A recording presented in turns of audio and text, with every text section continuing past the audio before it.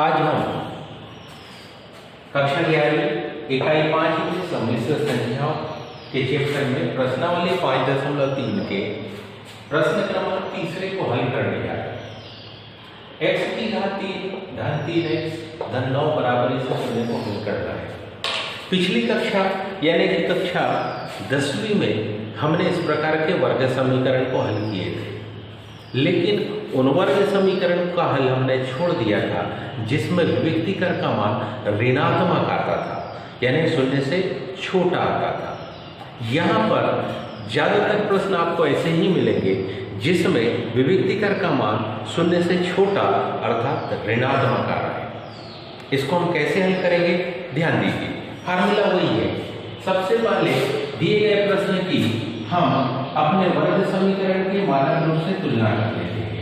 ax की घात 2 धन bx धन c बराबर है 0। इससे हम इस वर्ग समीकरण की तुलना कर लेंगे। जब इससे हम इस वर्ग समीकरण की तुलना करते हैं तो क्रमशः आपको a b और c का मान मिल जाएगा। हमारे पास में a का मान मिल जाता है क्योंकि यहाँ पर कुछ नहीं है, मतलब 1 है। यहाँ b का मान 3 है, c का मान यहाँ पर 9 है। वर्ग समीकरण को हल करने के लिए हमारे पास जो सूत्र था उस सूत्र को ध्यान से देखिए। तो सूत्र हमारे पास था x बराबर से ऋण b धन ऋण करने के अंदर b की घात 2 ऋण 4ac बटे 2। ये जो सूत्र है इसमें हम इस सूत्र में हम a का b का व c का मान रखेंगे। इस सूत्र में जब हम a b c के मान रखते हैं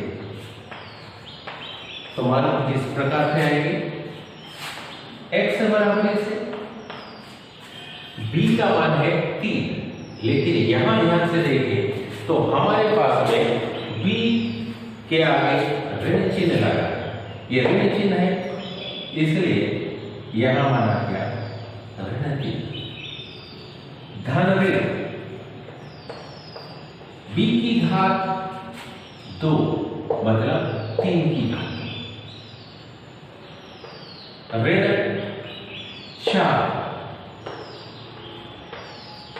गुणे a का मान है 1, c का मान है 9 बटे 2 गुणे a का मान है 1। x बराबर से ऋण 3 धन ऋण इस 3 का वर्ग करने पर 9, 4 एकम 4 और 4 नाम 36 बटे 2 एकम 2। x बराबर से ऋण 3 धन ऋण 36 में से 9 को घटाएंगे। जब हम 36 में से 9 को घटाते हैं तो मान आता है 27, लेकिन बड़े अंक के सामने ऋण का चिन्ह है, इसलिए यहां पर हम लिखेंगे इसको ऋण 27 बटे 2। हमने से सब जानते हैं 27 के गुणनखंड को, 27 का जो गुणनखंड होता है वो 27 के गुणनखंड होंगे 27 बराबर से 3 गुणे 3 गुणे 3। यदि ये पद करनी के अंदर हो और धनात्मक होता तो हम इसको कुछ इस प्रकार से लिखते 3 करने 3, लेकिन ये पद ऋणात्मक है।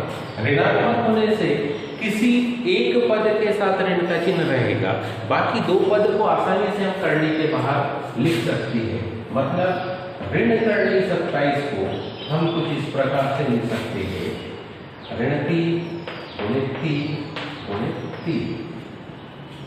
और इसे ध्यान से देखें तो हम लिख सकते हैं कि ये 2 3 का पेयर बन चुका है, इसको हम करने के बाहर लिखेंगे, लेकिन इसका पेयर नहीं बना है। तो इस तरीके से इस मार्ग को जो अपन लिखेंगे कुछ इस प्रकार से लिखते हैं। कंडीशन को ध्यान से समझिए। तो हम इसको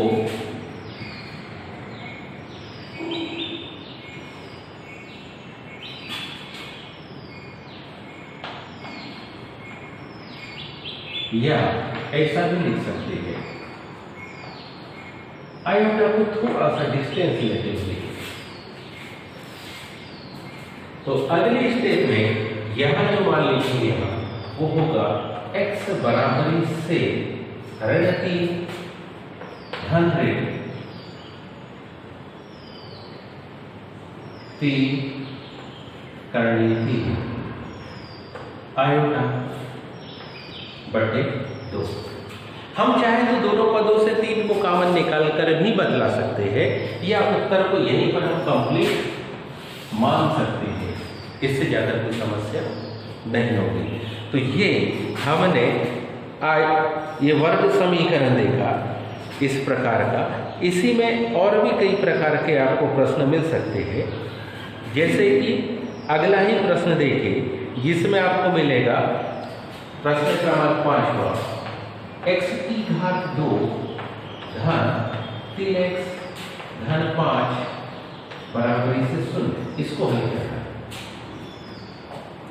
इस सूत्र से डायरेक्टली हम इसकी तुलना करके बड़ी आसानी से इसके मान को लिख सकते हैं कि इसमें अगर ध्यान से देखें हम तो हमको a बराबरी से 1,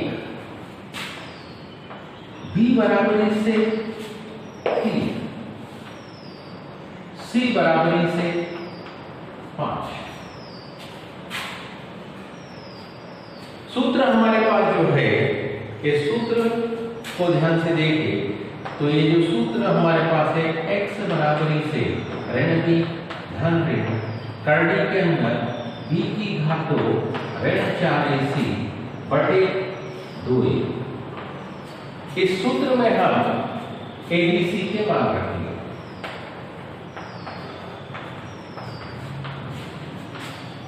इस सूत्र में हम abc के मान रखेंगे। x बराबरी से ऋण b मतलब ऋण 3 धन ऋण b की घात 2 मतलब 3 की घात 2 ऋण 4 गुणे a मतलब 1 c मतलब 5 बटे 2 गुणे a मतलब 1। x बराबरी से ऋण 3 धन ऋण 3 किया 9 4 एकम 4 4 पंचे 20 बटे 2 एकम 2। x बराबरी से ऋण 3 धन ऋण करने के अंदर ऋण 11 बटे 2।